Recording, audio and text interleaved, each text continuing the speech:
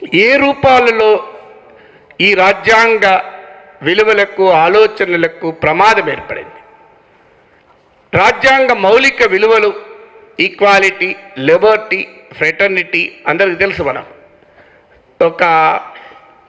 మనకు ఈ ఉదాహరణకి ఈరోజు ఈక్వాలిటీ, లిబర్టీ అండ్ ఫ్రెటర్నిటీ. లిబర్టీలో ఒక ముఖ్యమైన అంశం freedom of thought and expression.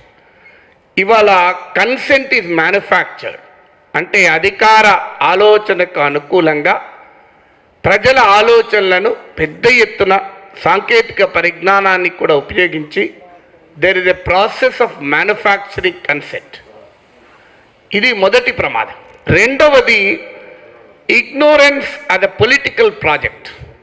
ఈ మధ్య స్టాన్ఫోర్డ్ విశ్వవిద్యాలయ ప్రొఫెసర్స్ ఓ పుస్తకం రాస్తారు, agnotology making and unmaking of ignorance అని. అంటే సమాజంలో కావాలని ఒక అజ్ఞానాన్ని పెద్ద ఎత్తున వ్యాపింపచేయడం ఒక రాజకీయ ప్రాజెక్టుగా, ఒక రాజకీయ కార్యక్రమంగా పెట్టుకుంటున్నారు. ఈ రెండు కూడా ఫ్రీడమ్ ఆఫ్ థాట్కు ఒక పెద్ద ప్రతిబంధకం.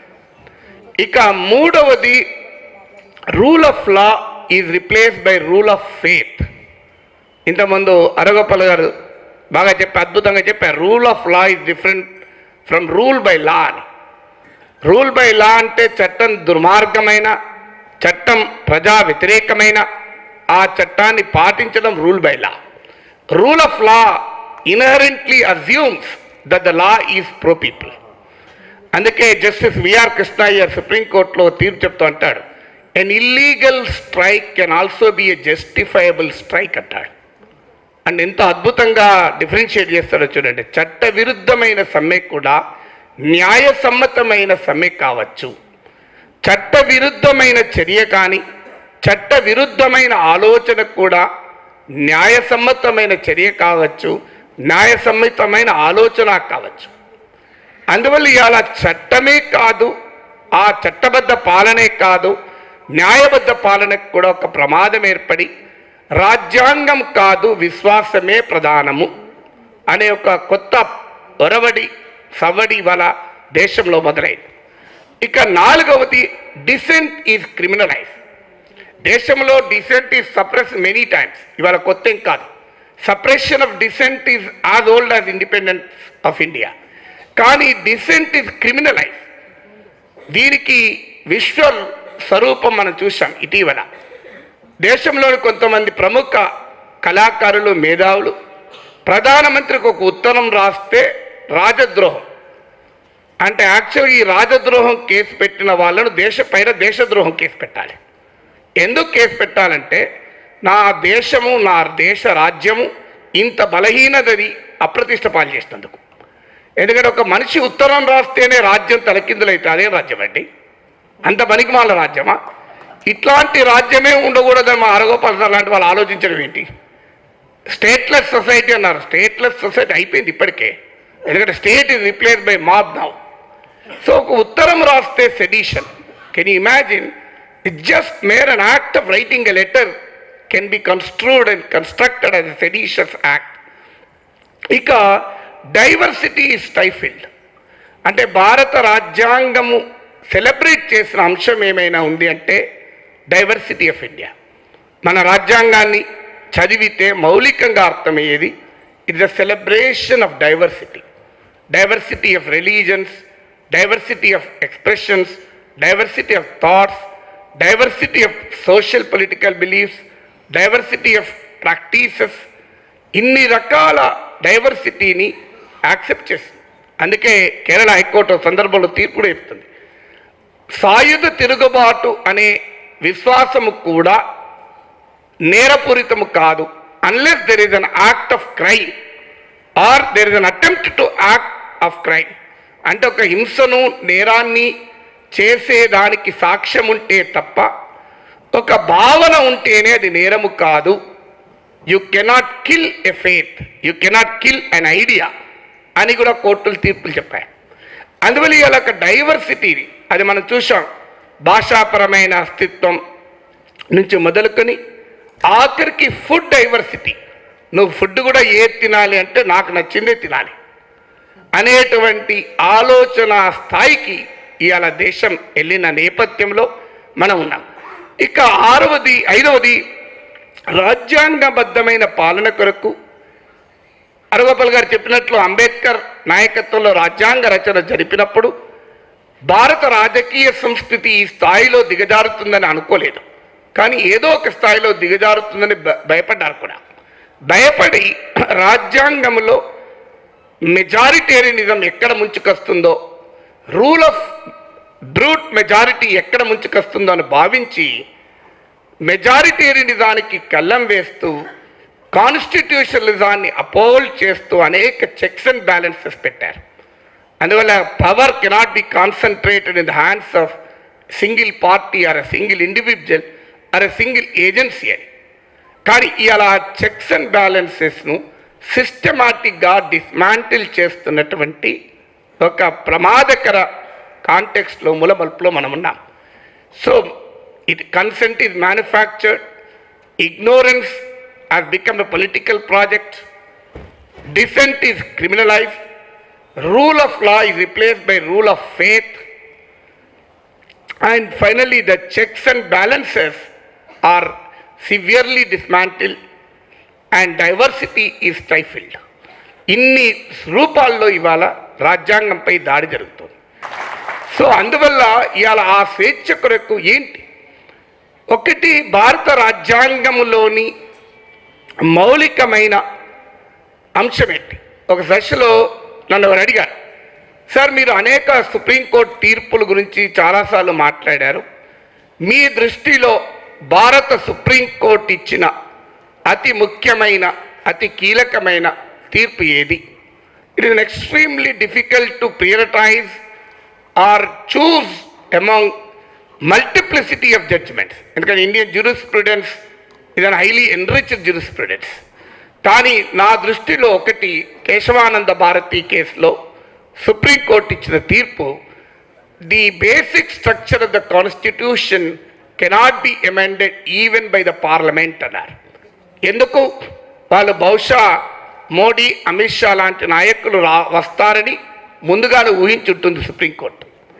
అందువల్ల majoritarianism is different from democracy. Democracy is rule by majority technically, కానీ it is not an enforcement of the will of the majority. ప్రజాస్వామ్యం యొక్క ఒక రాజకీయ తాత్విక దృక్పథం ఏంటంటే, చాలామందికి ప్రజాస్వామ్యం అంటే రూల్ ఆఫ్ మెజారిటీ అని భావిస్తారు. That is a very simplified arithmetical view of democracy. కానీ the real view of democracy ఏంటంటే, it is not ruled by majority, it is not the imposition of the will of the majority. It is a negotiating consensus among conflicting views. అనేక సంక్లిష్టమైన భిన్నమైన ఆలోచనల అభిప్రాయాల మధ్య ఒక ఏకాభిప్రాయాన్ని evolve చేయడం ఒక అద్భుతమైన డెమోక్రటిక్ ప్రాక్టీస్. అన్ఫార్చునేట్లీ డెమోక్రసీ అనేది ఒక వెస్ట్రన్ కన్స్ట్రక్ట్ అని చెప్పడం ద్వారా ఈ ప్రజాస్వామిక రాజ్యాంగం పైన దాడి, ఇది వాస్తవం కాదు. ఎందుకంటే చాలా ఏళ్ళ క్రితం భారతదేశంలో గ్రీస్లో సోక్రటీస్ తన తాత్విక ఆలోచనలను షేర్ చేసుకునే సమయంలో భారతదేశంలో గౌతమ బుద్ధుడు తన రాజకీయ తాత్విక చింతనను భారతదేశంలో పెట్టారు. గౌతమ బుద్ధుడు సోక్రటీస్ ఫేస్బుక్లో కలవలే, వాట్సాప్లో షేర్ చేసుకోలే, ఇన్స్టాగ్రామ్లో ఫాలో కాలే ఒకరినొకరు. బట్ చెప్పింది ఏంటి? అప్పటి వరకు ఉన్నటువంటి ఒక రిలీజియస్ వ్యూ ఆఫ్ స్టేట్, రాజ్యము, రాజ్యానికి ఉండే మతపరమైన నిర్వచనం ఏంటి? రాజు ఒక దైవాంశ సంభూతుడు, ఈ ద డివైన్ రిప్రజెంటేటివ్. అందుకే మీరు గమనించండి, చరిత్రలో, ఇతిహాసాల్లో, పురాణాల్లో రాజులకు రెండే వంశాలు ఉంటాయి, డైవర్సిటీ ఆఫ్ వంశాలు ఉండవు. చంద్రవంశము, సూర్యవంశం అని రెండే ఉంటాయి. వాస్తవంగా రాహు వంశాలు, కేతు వంశాలు చాలా ఉంటాయి. కానీ చంద్రవంశము, సూర్యవంశం అని ఎందుకన్నారు? To ascribe divinity to the political state. అంటే రాచరిక వ్యవస్థ దేవుని స్వరూపంగా భావించి ప్రజలు విధేయంగా ఉండాలి. కానీ అదే సమయంలో గౌతమ బుద్ధుని శిష్యులు అడుగుతారు, వాట్ ఈస్ డెమోక్రసీ అని. గౌతమ బుద్ధుడు ఏమంటాడంటే, తొలి దశలో మానవులు తమను తాముగా జీవించారు, అంటే it was a stateless society. కానీ కాలక్రమేణా కుటుంబము, ఆస్తి అనే భావనలు బలపడ్డాక ఘర్షణలు మొదలయ్యాయి. ఈ ఘర్షణలు నివారించటానికి జన సమూహాలు తమలో ఒకరిని నాయకునిగా ఎన్నుకున్నాయి. Therefore democracy is a great elect అంటాడు. ఆనాడు కొన్ని వందల సంవత్సరాల క్రితం గౌతమ బుద్ధుడు ఇచ్చిన రాజ్యానికి ఇచ్చినటువంటి నిర్వచనం.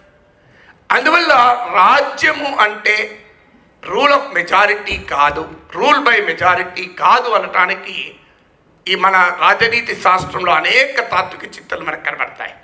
కానీ ఇవాళ జరుగుతున్నది ఏంటి? ఆ basic structure of the constitution పైనే అటాక్ మొదలైంది.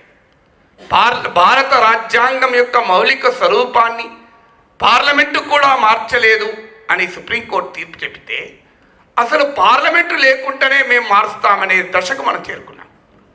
చాలా రూపాల్లో మనకి దాడి జరుగుతుంది. మీకు క్లాసిక్ ఎగ్జాంపుల్, ఈ దేశ రాజ్యాంగంలో సెక్యులర్, సోషలిస్ట్ అనే పదాలు ఈ రాజ్యాంగం యొక్క నేచురల్ క్యారెక్టర్ కాదు, ఈ రాజ్యానికి ఉన్న సహజ సిద్ధ స్వభావము కాదు. ఎమర్జెన్సీ కాలంలో 42వ రాజ్యాంగ సవరణ ద్వారా ఈ భావనల్ని రాజ్యాంగంలో ప్రవేశపెట్టారు. అందువల్ల వీటిని తొలగించాలి అని సాక్షాత్తు అధికారంలో ఉన్న మంత్రులే మొదలుపెట్టారు.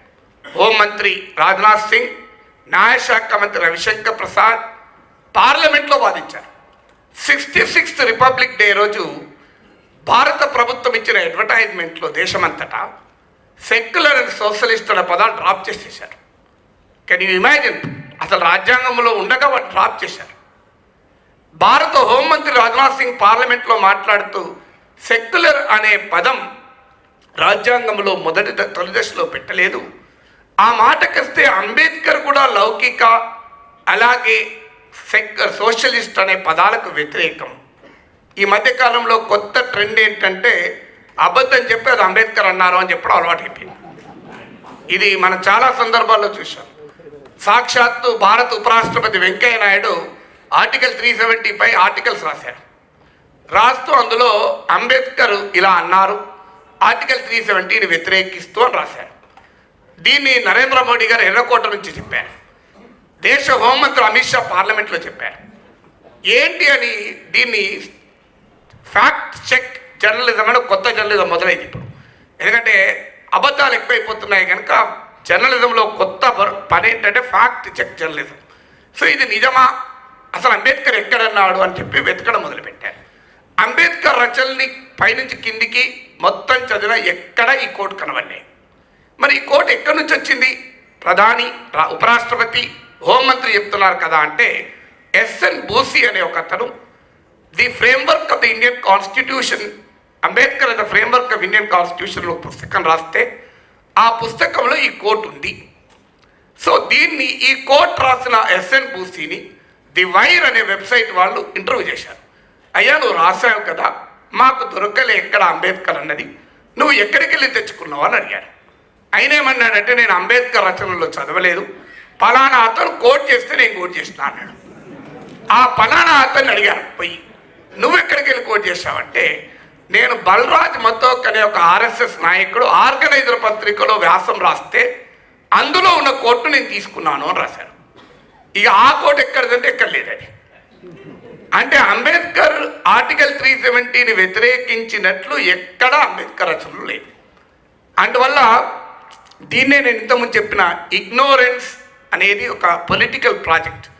దేశంలో అంబేద్కర్ ఏమన్నాడు అనే అజ్ఞానం, ఏమన్నాడో తెలియని ఒక సమాజాన్ని నిర్మించిన తర్వాత అదే నమ్ముతారు జనం. ఎందుకంటే అది దట్ ఈస్ ద బిలీఫ్. అలాగే అంబేద్కర్ కూడా సెక్యులర్, సోషలిస్ట్ అనే పదాన్ని వ్యతిరేకించాడు. నిజమా? అంబేద్కర్ ఏమన్నాడు అసలు? కాన్స్టిట్యూంట్ అసెంబ్లీ డిబేట్స్లో మీరు చదివితే, మీరు లాయర్లు నాకన్నా ఎక్కువ లా చదివిన వాళ్ళు, I'm neither A lawyer Nar A litigant. So అందువల్ల నాకు ఏ అనుభవం లేదు, ఆ అనుభవం లేదు, లాయర్గా అనుభవం లేదు, క్లయింట్గా అనుభవం లేదు. సో అందువల్ల రాజ్యాంగ నిర్ణాయక సభ చర్చలు చదివితే అంబేద్కర్ ఏమన్నాడు సోషలిస్ట్ అన్న పదానికి? Ambedkar never oppose the concept of socialism. Ambedkar ఏమన్నాడంటే ప్రజలు ఏ రకమైన సోషో ఎకనామిక్ ఆర్గనైజేషన్ను కలిగి ఉండాలి అనేది ప్రజలకే వదిలివేయాలి.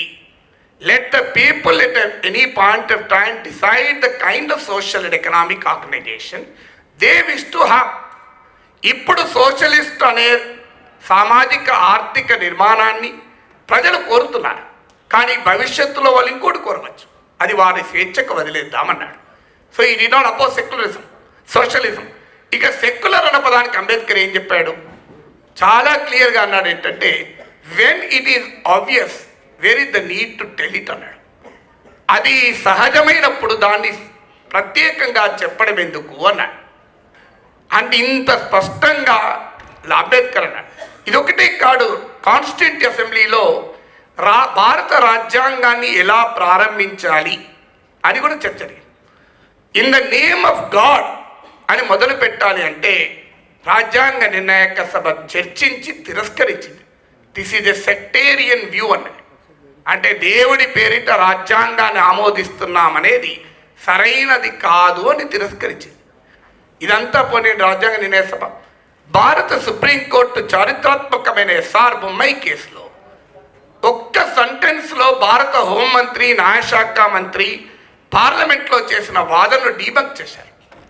ఏమన్నది సుప్రీంకోర్టు ఎస్ఆర్ బొమ్మాయి కేసులో? What has been implicit is made explicit by the 42nd constitutional amendment అనేది.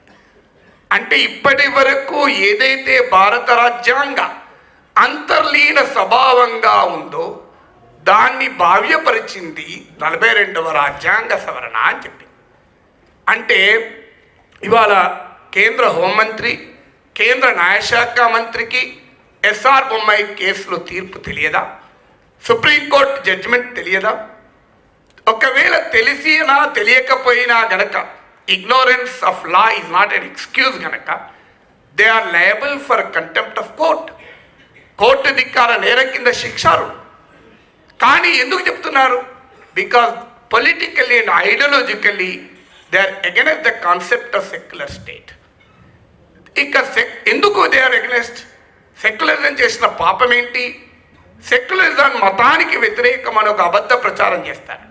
సెక్యులరిజం మతానికి వ్యతిరేకం కనుక secularism is anti Hindu, therefore anti national, అందువల్ల అని ఒక పెద్ద ప్రచారం. కానీ భారతీయ ధార్మిక భారతీయ పురాణ ఇతిహాసాల్లో కూడా మనకు లౌకిక భావాలు కనబడతాయి.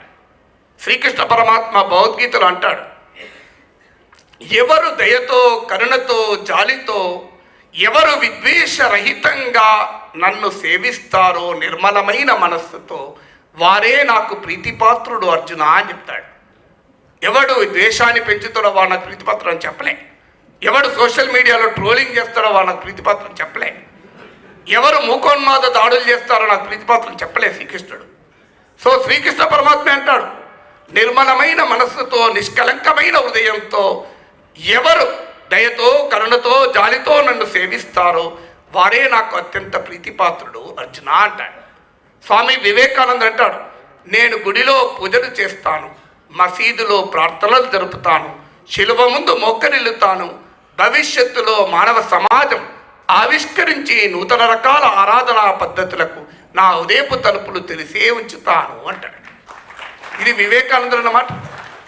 గాంధీజీ అంటాడు, నేను సనాతన హిందువులు, నేను నా జీవితాన్ని గీతానుసారం నిర్వహిస్తాను, కానీ నేను కోరుకునేది నా తోటి ముస్లిం ఖురాన్ ఆధారంగా, నా తోటి క్రైస్తవుడు బైబిల్ ఆధారంగా, నా తోటి సిక్కు గురుగ్రంథ్ సాహిబ్ ఆధారంగా జీవించాలి అంటాడు. అంటే is celebrated the diversity of religious faith. కానీ ఇవాళ లౌకిక విధానం ఏం చెప్తోంది? స్టేట్ ఈజ్ ఇర్రిలీజియస్, రాజ్యానికి మాత్రమే మతము లేదు. ఎందుకంటే మతాన్ని తీవ్రంగా పరిశీలించి ప్రశ్నించిన తత్వవేత్తలు కూడా ఏమన్నారు? Religion is the spirit of the spiritless, it is the heart of the heartless, it is the sigh of the sighless అని అన్నారు. అంటే అర్థం ఏంటి? ఉదయం లేని సమాధాన ఉదయం లాంటిది మతం, నిట్టూర్పు లేని సమాజాన నిట్టూర్పు లాంటిది మతం. దయా కరుణ లేని సమాజాన దయా కరుణను చూపేది మతం. అంటే ఎందుకు? అందుకే ఆ తత్వవేత్తలు అంటారు, మన పోరాటం మతం మీద కాదు, మతం వైపుగా ప్రజలను నెట్టబడుతున్న సామాజిక ఆర్థిక స్థితిగతులపైన. So our fight is not against religion, our fight is against the social and economic conditions that drive the people towards religion. అందువల్ల ఇవాళ లౌకిక ఆలోచనలపైన, లౌకిక భావాలపైన, లౌకిక రాజ్యాంగ విలువలపైన ఇంత బహిరంగంగా దాడి జరుగుతోంది. ఆఖరికి ఎక్కడి దాకా పోయింది? రాజ్యము అసలు మత సంబంధిత వ్యవహారాల్లో ఎలా జోక్యం చేసుకుంటుంది? మన శబరిమల జడ్జిమెంట్లో చూశాం. సుప్రీంకోర్టు స్పష్టంగా మహిళలకు కూడా దేవాలయ ప్రవేశం కల్పించాలి అంటే prime minister and the home minister who square on the constitution publicly said, ఈ సుప్రీంకోర్టు తీర్పును మేము పాటించకూడదు, విశ్వాసమే. భారత సుప్రీంకోర్టు అనేక సందర్భాల్లో తీర్పులు చెప్తూ, when there is a conflict between a constitution and faith, it is the constitution and the constitution alone prevail. ఎందుకంటే faith is not universal, faith is not unilateral. ఎందుకంటే విశ్వాసాలు అనేక రూపంలో ఉంటాయి. తెలంగాణలో మేనమామ కూతురులాగా భావించి పెళ్ళిళ్ళు చేసుకోరు. అదే ఆంధ్రలో తెలంగాణలో మేనకోడల్ని, సిస్టర్స్ డాటర్ను పెళ్లి చేసుకోరు, ఆంధ్రలో పెళ్లి చేసుకుంటారు. సో రేపు ఖచ్చితంగా మేనకోడల్నే చేసుకోవాలని ఒక చట్టం తెచ్చాడు అనుకోండి, అది కలవదు ఈ దేశంలో. అంటే ఈ దేశంలో ఉన్న విశ్వాసాల వైవిధ్యం రీత్యా విశ్వాసమే చట్టం కాదు. కానీ వాళ్ళ బహిరంగంగా చెప్తుంది ఏంటి? మాకు రాజ్యాంగంతో సంబంధం లేదు, మాకు మా విశ్వాసమే ప్రధానమైంది. ఇందులో ఒక హిందూ మతవాదులే కాదు, ట్రిపుల్ తలాక్ పైన సుప్రీంకోర్టు జడ్జిమెంట్ పైన ఇస్లామిక్ మతవాదులు కూడా కన్వర్ట్ చేయాలి. There is a very strange and unique unanimity between fundamentalist of all kinds. ఏంటది? రాజ్యాంగం కాదు, విశ్వాసమే చెల్లుతుంది. అందువల్ల ఇవాళ లాయర్ కమ్యూనిటీగా, రాజ్యాంగ కార్యకర్తలుగా మన మీద ఉన్న బాధ్యత ఏంటంటే, restore the rule of constitution and let the rule of constitution be not replace by the rule of faith. ఒకవేళ రూల్ ఆఫ్ ఫేతే వస్తే ఈ దేశంలో అనాగరిక ఆటవిక రాజ్యం వస్తుంది, ఆదిమ సమాజంలో కూడా లేని ఆటవిక నీతి వస్తుంది. ఎందుకు వస్తుంది అంటే డెమోక్రసీకి రూల్ ఆఫ్ ఫేత్కు ఉన్నటువంటి తేడా.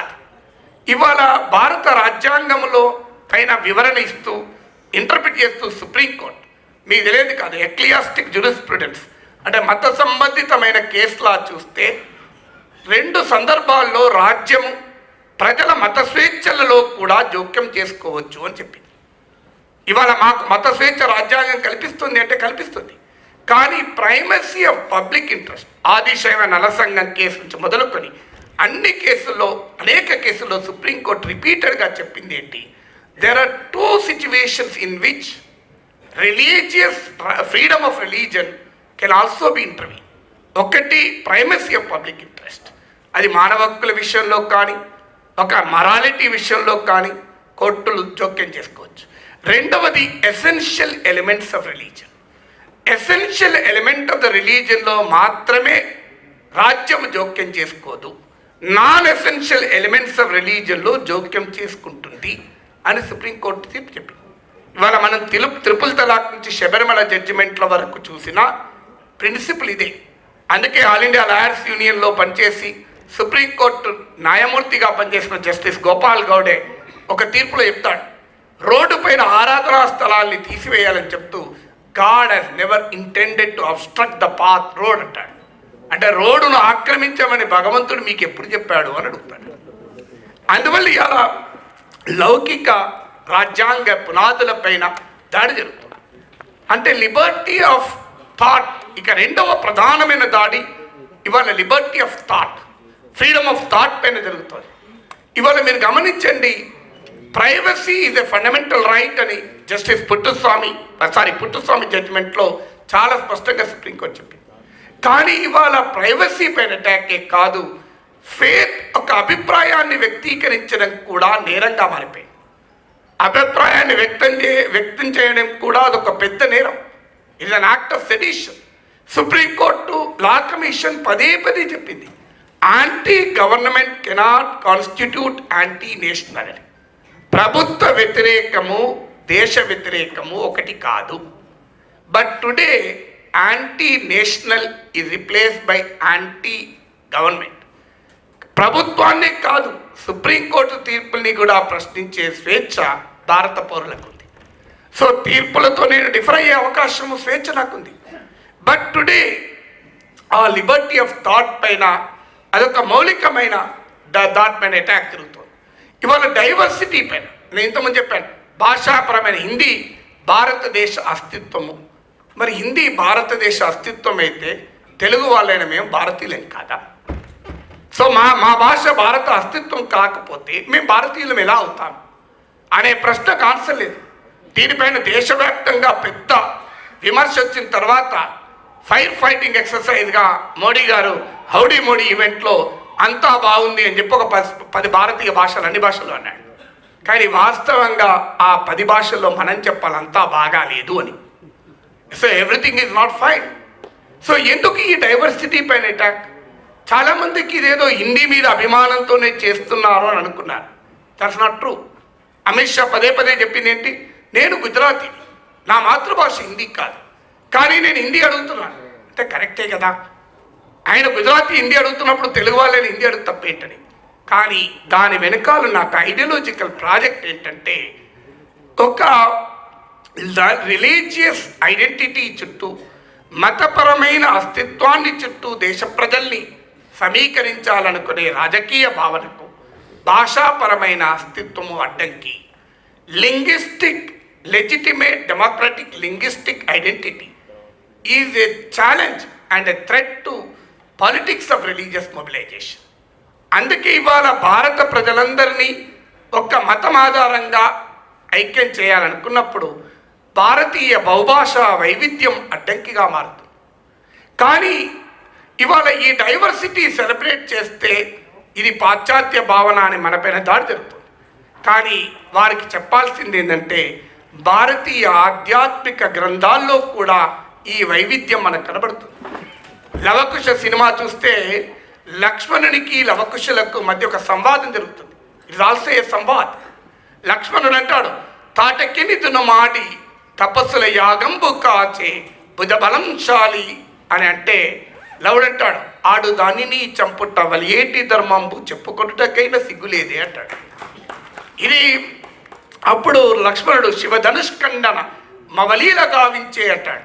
అంటే కుశుడు పుచ్చిన విలుదృంచ భుజబలుండగునయ్య దంబబులిక చాలు తగ్గవయ్యా అంటాడు.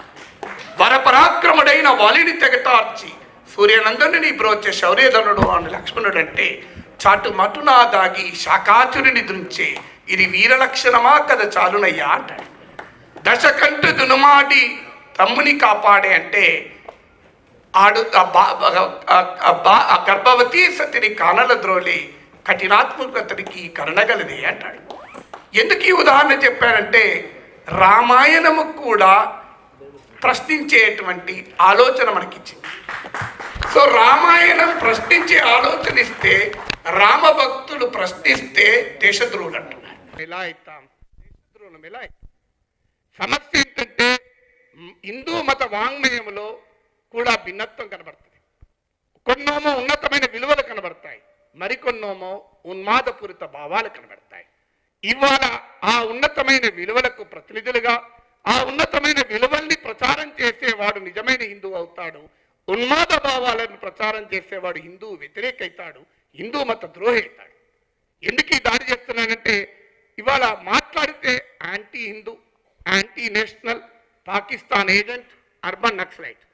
అందువల్ల ఇవాళ ఎందుకు ఈ మాట చెప్తున్నామంటే, అయ్యా మీరు ఇంతగా గొప్పగా వారసులు అని చెప్పుకుంటున్న పురాణాలు చదవండి, ఇతిహాసాలు చదవండి. మంచి ఆలోచనలు అన్న వైపుల నుంచి రానియండి అని చెప్పి ఉపనిషత్తు చెప్పింది. మంచి ఆలోచనలు అమిత్ షా వైపు నుంచే రానియని చెప్పలే, ఉపనిషత్తులు చెప్పలేదు. అందువల్ల ఉపనిషత్తులు చెప్పిందన్నా మీరు నమ్మండి, నేను చెప్పేది కాదు. అందువల్ల ఇవాళ ఆ రకమైనటువంటి ఒక ఆలోచనలను సమాజంలో, ఆ డైవర్సిటీ ఆఫ్ ఐడియాస్ పైన ఇవాళ అటాక్ జరుగుతుంది. ఆఖరికి మనకు ఎంత విచిత్రంగా ఉంటుందంటే ఒక మీటింగ్ పెట్టుకునే హక్కు, ఒక సభ పెట్టుకునే హక్కు, ఒక సంఘం పెట్టుకునే హక్కు లేదని చెప్తున్నారు. విచిత్రంగా ఉంటుంది. మేము హైదరాబాద్ నగరంలో చూసాం, ధర్నా చేసుకునే హక్కు లేదు, అసలు మీకు నిరసన తెలిపే హక్కు లేదు. ఇవాళ అనేక మందిని ఆదివాసీల హక్కుల కొరకు పోరాడేటువంటి వాళ్ళని ఇవాళ అర్బన్ నక్సలైట్స్గా డిక్లేర్ చేసి జైల్లో పెట్టిన ఉదంతా మనం చూస్తాం. ఇవాళ ఎందుకు నిరసన తెలిపే హక్కు లేదు? ఇవాళ చాలా విచిత్రంగా ఏంటంటే లా అండ్ ఆర్డర్, పబ్లిక్ ఆర్డర్కు తేడా తెలియని పోలీసు బాస్ ఉన్నారంటే సిగ్గుతో తలవంచుకోవాలి. సుప్రీంకోర్టు మీరు శాంతి భద్రతల కారణాన మీకు మీటింగ్ పెట్టుకునే పర్మిషన్ ఇవ్వడం లేదు. అసలు శాంతి భద్రతల కారణాన meeting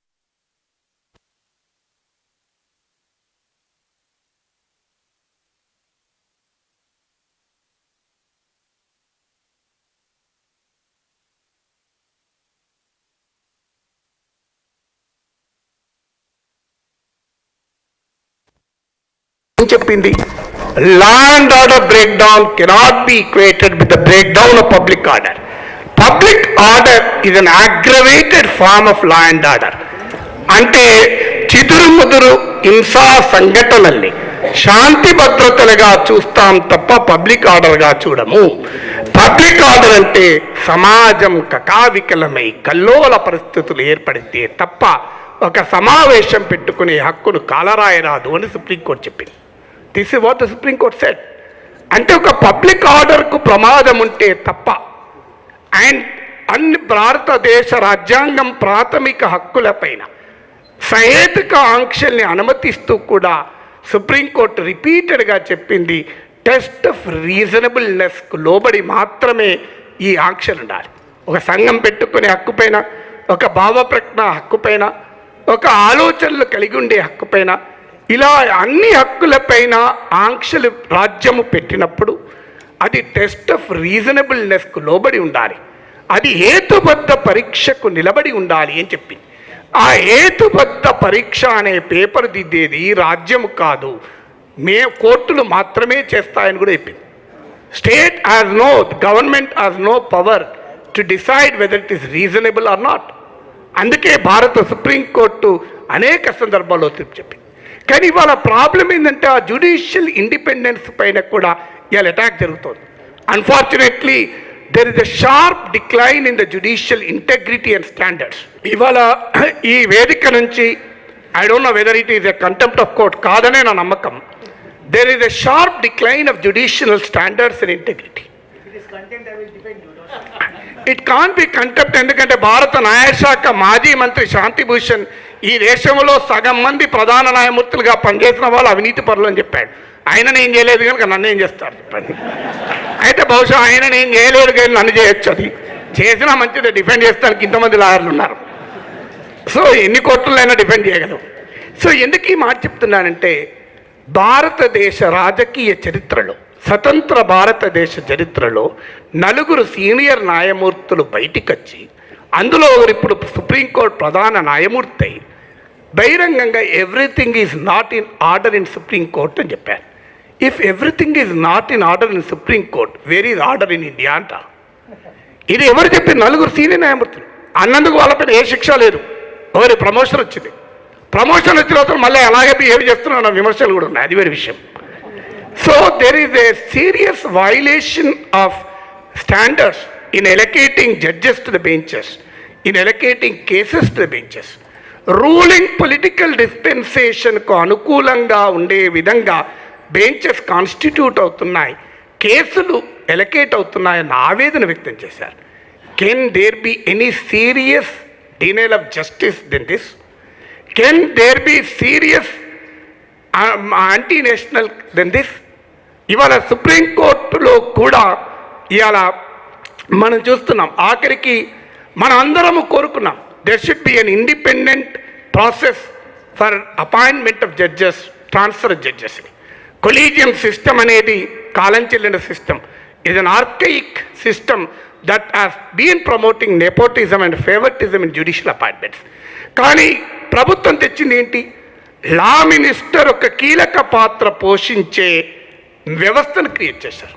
fortunately Supreme Court has cut down, but unfortunately Supreme Court has not replace it with more progressive system. భారత న్యాయశాఖ మంత్రిగా పనిచేసిన కీర్తిశేషులు అరుణ్ జైట్లీ గారు ఒక ఇంటర్వ్యూలో చెప్పాడు, నాకు న్యాయశాఖ మంత్రిగా my work I'm more busy than minister for employment than minister for law అన్నాడు. మినిస్టర్ ఫర్ ఎంప్లాయ్మెంట్ ఏంటి అంటే ఆయనకి ఏం లేదు అట్లాంటిది. Retired judges and about to retired judges are everyday coming and meeting me for appointments అని. So I'm doing more work as a law minister for employment అన్నాడు. ఇది అరుణ్ జైట్లీ అన్నమాట, లేనది కాదు. అంటే such a massive deterioration in judicial standards ఇది a matter of serious concern.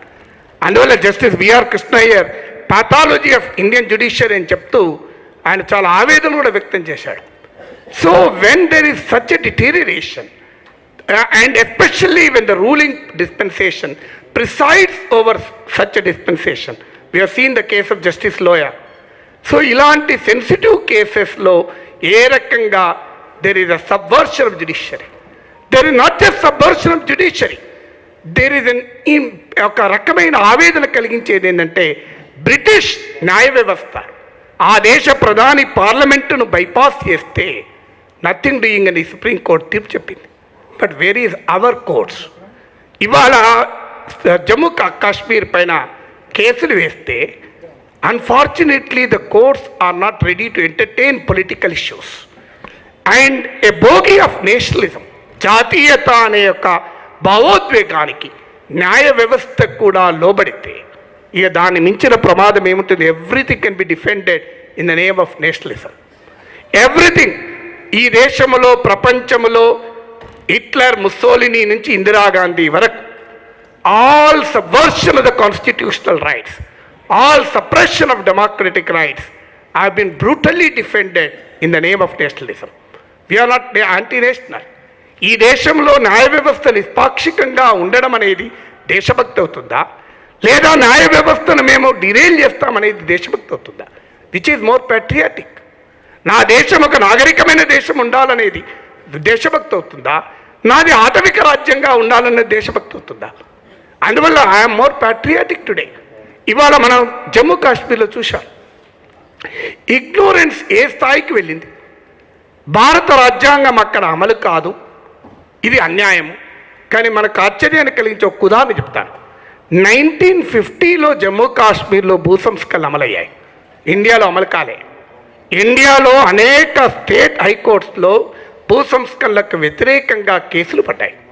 కేసులు పడినప్పుడు హైకోర్టులు జడ్జిమెంట్లు ఇచ్చాయి. భారత రాజ్యాంగం ప్రకారము right to property is a fundamental right. మనందరికీ తెలుసు 1978 అనుకుంటా తొలగించింది. చాలా లేటర్ పీరియడ్లో దాన్ని 70sలో తొలగించారు. So when right to property is a fundamental right, state cannot take away the land in the name of ceiling laws without paying compensation అని భారతదేశ వ్యాప్తంగా అనేక హైకోర్టులు తీర్పులు చెప్తే కాశ్మీర్లో మాత్రం అది సాధ్యం కాలే. ఎందుకంటే అక్కడ రాజ్యాంగం, భారత రాజ్యాంగం అమలు కాలేదు కనుక. కాశ్మీర్ రాజ్యాంగంలో right to property fundamental right కాదు కనుక. Then did Kashmiri people benefit from the special status or not? ఇవాళ భారతదేశ సమాచార హక్కు చట్టం ప్రకారం ఒక సమాచార కమిషనర్కు చీఫ్ సెక్రటరీ ర్యాంక్ ఉంటే జమ్మూ కాశ్మీర్ సమాచార హక్కు చట్టం ప్రకారము ఒక సమాచార కమిషనర్కు జడ్జి ర్యాంక్ ఉంటుంది. So are they not benefited by not having Indian constitution? భారతదేశ విద్యా హక్కు చట్టం ప్రకారం 6 నుంచి 14 సంవత్సరాల వరకే విద్య ప్రాథమిక హక్కు అయితే కాశ్మీర్ రాజ్యాంగం ప్రకారము పీజీ వరకు కూడా ఉచితంగా ఇవ్వాలనుంది. So who are benefited by the constitution? So ఇవన్నీ మనకి ఎక్కడని చెప్పారా? ఆ భారత రాజ్యాంగం పైన కూడా అప్రతిష్ట పాలు చేసే విధంగా రాజ్యాంగంలోని ఆర్టికల్ 370 వల్ల కాశ్మీర్లో పెట్టుబడులు రాలే. ఎంత అబద్ధం అండి ఇది. 1964లో బిర్లా టెక్స్టైల్ మిల్ నెలకొల్పబడింది కాశ్మీర్లో. మరి పెట్టుబడులు రాకపోతే ఎట్లా బిర్లా టెక్స్టైల్ మిల్ వచ్చిందా? ఇవాళ కాశ్మీర్లో మీకు 4 seasons hotels, Radisson hotels, Oberoi hotels, Taj group of hotels అన్నీ ఉన్నాయి. ఎట్లున్నాయి? ఇది ఎవరైనా చెప్పారా? అంటే ఇవాళ గ్రామీణ పేదరికం భారతదేశంలో లోయెస్ట్ జమ్మూ కాశ్మీర్లో ఉంది. హ్యూమన్ డెవలప్మెంట్లో 11th పొజిషన్లో కాశ్మీర్ ఉంటే 14th పొజిషన్లో గుజరాత్ ఉంది. చివరకు మోడీ ప్రభుత్వ నీతి ఆయోగ్ నివేదిక ప్రకారం, I'm quoting Modi governments NITI Aayog report, మీరు గూగుల్లో కొట్టండి వస్తుంది. నీతి ఆయోగ్ సస్టైనబుల్ డెవలప్మెంట్ ఇండెక్స్ ప్రకారం Kashmir and Gujarat are stated at a same level of progress. This is what the NITI Aayog report, not my report. నా రిపోర్ట్ అయితే యాంటీ నేషనల్ అయితే మళ్ళీ. So can NITI Aayog be anti national? So ఇది రిపోర్ట్. భారతదేశంలో 22% of rural population are agriculture labour అయితే కాశ్మీర్లో it's only 2%. గుజరాత్లో 26.7%, ఇండియాలో రూరల్ పావర్టీ అయితే 33%, గుజరాత్లో అయితే 8.1% కాశ్మీర్లో. So who is suppressing these facts? అందుకే making and unmaking of ignorance. ఒక ignorance is spread as a part of a political project in this country. చివరకు రాజ్యాంగం పైన కూడా ఈ ఇగ్నోరెన్స్ పెంచుతున్నారు. ఇక భారత రాజ్యాంగ మౌలిక స్వరూపంలో మరో ముఖ్యమైనది ఫెడరలిజం. నేను ఇంకా వివరాల్లోకి వెళ్లకుండా ఈ మధ్య కాలంలో వచ్చిన 6 డజన్ చట్టాలు చెప్తాను ఏ రకంగా రాష్ట్రాల హక్కులపైన దాడి జరిగింది అని. యుఏపిఏ అమెండ్మెంట్ బిల్, ఎన్ఐఏ సవరణ బిల్లు, ఈ బిల్లుల ద్వారా అసలు రాష్ట్ర పోలీసుకు సంబంధం లేకుండా రాష్ట్ర పోలీసు విచారించే కేసుల్ని సైబర్ సెక్యూరిటీ నుంచి మొదలుకొని ఫేక్ కరెన్సీ వరకు వీటిని కేంద్ర ప్రభుత్వానికి బదలాయించబడతాయి. రాష్ట్ర పోలీసుకు సమాచారం లేకుండా రాష్ట్రంలో ఆస్తులు జప్తు చేయవచ్చు. Right to information amendment bill రాష్ట్రాల సమాచార కమిషనర్ల పదవీ కాలాన్ని, జీతభత్యాలను కూడా కేంద్రమే నిర్ణయిస్తుంది. మోటార్ వెహికల్ అమెండ్మెంట్ యాక్ట్ రాష్ట్రంలో బస్ రూట్లను కూడా కేంద్రము ప్రైవేటీకరించవచ్చు. డ్యామ్ సేఫ్టీ బిల్ నీటిపారుదల ప్రాజెక్టుల భద్రతను కేంద్రానికి బదలాయించబడుతుంది. ఇన్ని బిల్లులు వరుసగా రాష్ట్ర ప్రభుత్వాల అధికారాల్ని కేంద్ర ప్రభుత్వానికి బదిలీ చేస్తుంటే క్వైట్ అన్ఫార్చునేట్లీ ప్రాంతీయ పార్టీలు కూడా రాజకీయ కారణాల రీత్యా తలూపడం చూస్తున్నాం. చివరికి వాళ్ళ జమిలీ ఎన్నికల ద్వారా అసలు భారతదేశంలో రాజ్యాంగ రీత్యా రాష్ట్రాలు ఒక ప్రత్యేక హక్కులు కలిగినాయి. టుడే రాష్ట్ర శాసనసభ పార్లమెంటు దయాదాక్షిణ్యాలపైన ఆధారపడి లేదు. రాష్ట్ర ప్రభుత్వము కేంద్ర ప్రభుత్వ దయాదాక్షిణ్యాలపైన ఆధారపడి లేదు. రాష్ట్ర ప్రభుత్వానికి కేంద్ర ప్రభుత్వానికి కూడా కామన్ సోర్స్ ఆఫ్ పవర్ ఈ ద కాన్స్టిట్యూషన్ ఆఫ్ ఇండియా. కానీ వాళ్ళు ఏం చేస్తున్నారు? రాష్ట్రాల అసెంబ్లీకి పార్లమెంట్ ఎన్నికలు ఒకేసారి జరుపుతామంటున్నారు. ప్రాక్టికల్గా ఫీజిబులా? ఇవాళ ఒకసారి 28 రాష్ట్రాలకు పార్లమెంట్కు ఒకసారి ఎన్నికలు జరుపుతారు. అందులో 10 రాష్ట్రాల్లో అసలు ప్రభుత్వాలు ఏర్పడవు, మెజారిటీ ఎవరికి రాదు. ఏం చేస్తారు? ఆ 10 రాష్ట్రాల్లో రాష్ట్రపతి పాలన 5 ఏళ్ల పాటు పెడతారా? లేదు, 28 రాష్ట్రాల్లో సుస్థిర ప్రభుత్వాలు వస్తాయి, కేంద్రంలో ప్రభుత్వం రాదు. అప్పుడు 28 రాష్ట్రాల ప్రభుత్వాలు మళ్ళీ రద్దు చేస్తారా? ఎందుకు మరి ఈ జమిలీ ఎన్నికలు పెడుతున్నారు? It is a part of an attack and diversity. 1 nation, 1 religion, 1 language, 1 market, finally 1 political party. So భారతదేశ మల్టీ పార్టీ సిస్టమ్ పైన అటాక్ జరుగుతుంది. ఆఖరికి పుట్టుస్వామి జడ్జిమెంట్ ప్రైవసీని ఒక ఫండమెంటల్ రైట్ అని డిఫైన్ చేస్తే, ఈ మధ్య ఇన్ఫర్మేషన్ టెక్నాలజీ రూల్స్కి అమెండ్మెంట్ చేస్తూ 10 కేంద్ర ప్రభుత్వ సంస్థలు, central bureau of investigation, enforcement directorate, ఇలా అనేక సంస్థలకు ఒక స్వీపింగ్ పవర్స్ ఇచ్చారు. They can intercept, they can monitor, they can decrypt all forms of electronic communication. అంటే మీ ఈమెయిల్లను, మన కంప్యూటర్లను, మన డేటాబేసుల్ని, మన సోషల్ మీడియా పోస్టులను, దేన్నైనా 10 కేంద్ర ప్రభుత్వ సంస్థలు ఏ రకమైన నోటీసు లేకుండా they can sweep and snoop into your private life. ఈ స్థాయిలో రాజ్యానికి ఒక సర్వేలెన్స్ ఇస్తే can there be a much dangerous surveillance state and surveillance capitalism than this. అంటే ఇది ఎందుకు చేస్తున్నారు? This is an attempt to criminalize the dissent. This is an attempt to abrogate the basic democracy. ఎందుకంటే ప్రజాస్వామ్యమే ప్రమాదకరంగా భావించినప్పుడు మీరు చూడండి, జమిలీ ఎన్నికలు వస్తాయి, జమిలీ ఎన్నికలే కాదు, చివరకు పార్లమెంటరీ డెమోక్రసీ కూడా రిప్లేస్ చేసి ప్రెసిడెన్షియల్ ఫార్మ్ ఆఫ్ గవర్నమెంట్ తెస్తారు. ఇవాళ మనం చూసాం పార్లమెంట్ ఎలా బైపాస్ అవుతుందో. రాజ్యసభ చైర్మన్ ఏమో యాంటీ డిఫెక్షన్ లాను గంటల్లో ఇంప్లిమెంట్ చేస్తాడు, లోక్సభ స్పీకర్ ఏమో ఏళ్ల తరబడి ఇంప్లిమెంట్ చేయరు. ఆంధ్రప్రదేశ్ ప్రత్యేక హోదా పైన అవిశ్వాస తీర్మానం ప్రవేశపెడితే పార్లమెంట్ చాలా 2 సార్లు అసలు నో కాన్ఫిడెన్స్ మోషన్ టేకప్ చేయదు. మీరు పార్లమెంటరీ ప్రొసీజర్స్ పైన Kaul and Shakdher, it is considered the bible of parliamentary procedures. Kaul and షెక్దర్లో చదవండి, నో కాన్ఫిడెన్స్ మోషన్ ఇచ్చిన 10 రోజుల్లో or before the expiry of the current session it has to be taken up, it is a mandatory. కానీ ఓపెన్గా అవిశ్వాస తీర్మానాన్ని కూడా take up చేయలేదు. ఎవరు అడగలిగారు? ఆఖరికి ఆధార్ లాంటి బిల్లుల్ని కూడా to rush it through the parliament to evade Rajya Sabha scrutiny because they know majority, దాన్ని ఫైనాన్స్ బిల్లులుగా వర్గీకరించారు. ఇవాళ భారత ప్రభుత్వము రాజ్యసభలో మెజారిటీ లేకపోయినా రాజ్యసభ ఫెడరల్ సభ, రాష్ట్రాల సభ, దాన్ని నిరర్థకం చేయాలి అంటే ప్రతి బిల్లును మనీ బిల్లుగా ప్రకటించేసి రాజ్యసభ స్క్రూటినీ లేకుండా చేయొచ్చు. ఇప్పుడు అది కూడా అవసరం లేకుండా రాజ్యసభ సభ్యుల్ని కొనేసి రాజ్యసభలో బ్రూట్ మెజారిటీని ఇవాళ పొందగలుగుతున్నారు. So this is the dangerous onslaught on the institutions of parliament. ఫైనల్గా చెక్స్ అండ్ బ్యాలెన్సెస్. ప్రజాస్వామిక రాజ్యాంగము ఒక ఏక వ్యక్తి పాలన, ఏకపార్టీ పాలన, ఏకపక్ష పాలన రాకుండా ఉండేందుకు అనేక వ్యవస్థల్ని నిర్మించింది. ఇప్పుడు అందులో ఉదాహరణ యూనివర్సిటీ సిస్టమ్. ఇవాళ మేము ఇంత బహిరంగంగా ప్రభుత్వాలను ప్రశ్నించగలుగుతున్నాం అంటే భారత రాజ్యాంగం మాకు స్వయం ప్రతిపత్తినిచ్చింది. సుప్రీంకోర్టు ఒక 10 తీర్పులున్నాయి. ఏ గవర్నమెంట్ వేరు, యూనివర్సిటీ వేరు. నేను ఎమ్మెల్సీగా యూనివర్సిటీ లీవ్ పెట్టి పోటీ చేశాను, అదే ప్రభుత్వ ఉద్యోగి అయితే రాజీనామా చేయాలి. అయితే ఇవాళ ఏం చేశారు?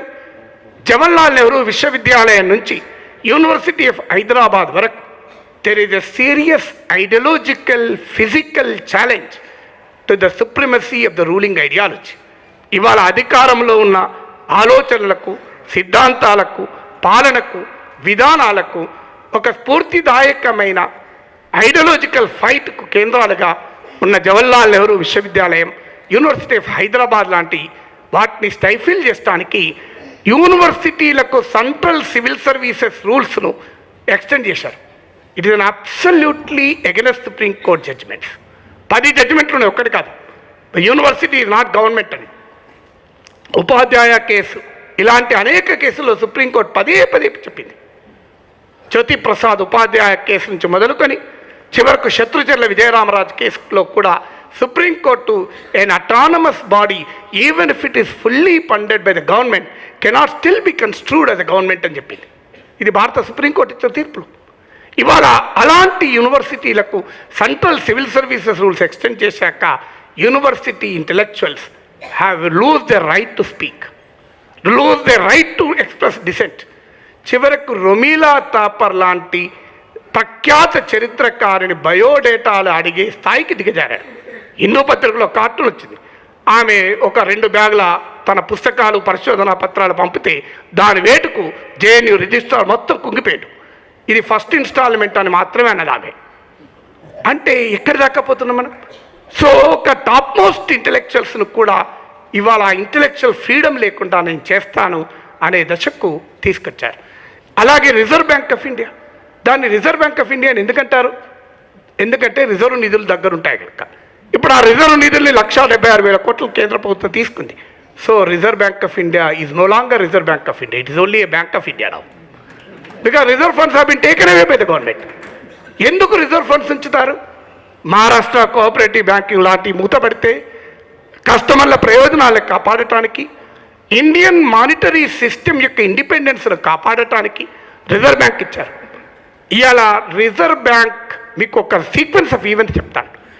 ఇవాళ మనీ అనేది 2 రూపాల్లో ఉంటుంది, physical money and electronic money.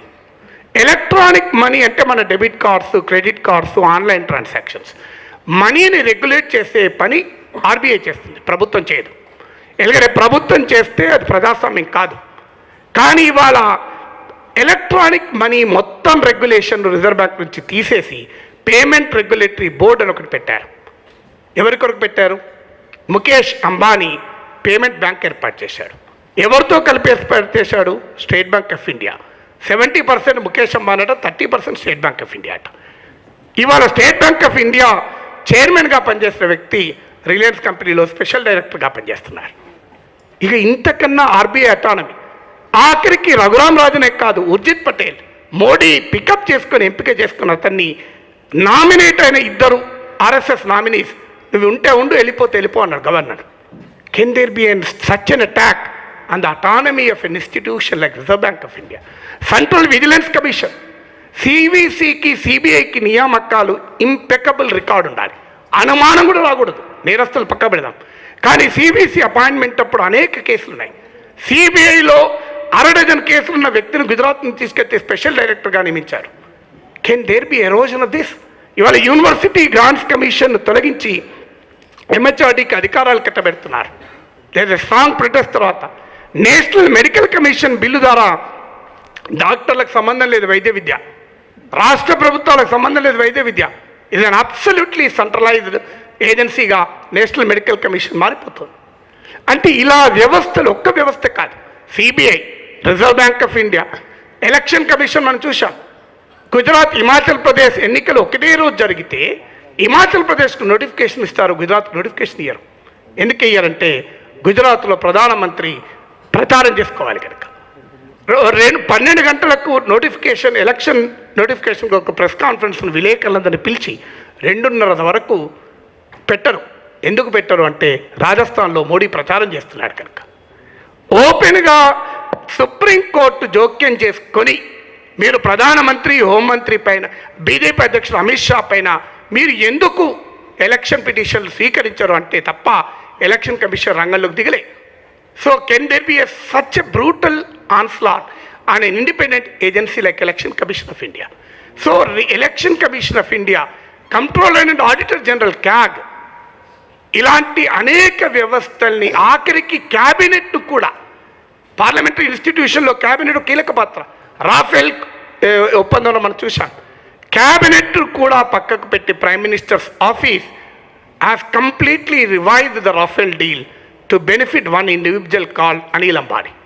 పోనీ అనిల్ అంబానీ ఏమైనా గొప్ప పని చేశాడంటే ఆయన జీవితంలో డిటర్జెంట్ సబ్బులు కూడా తయారు చేయలేదు.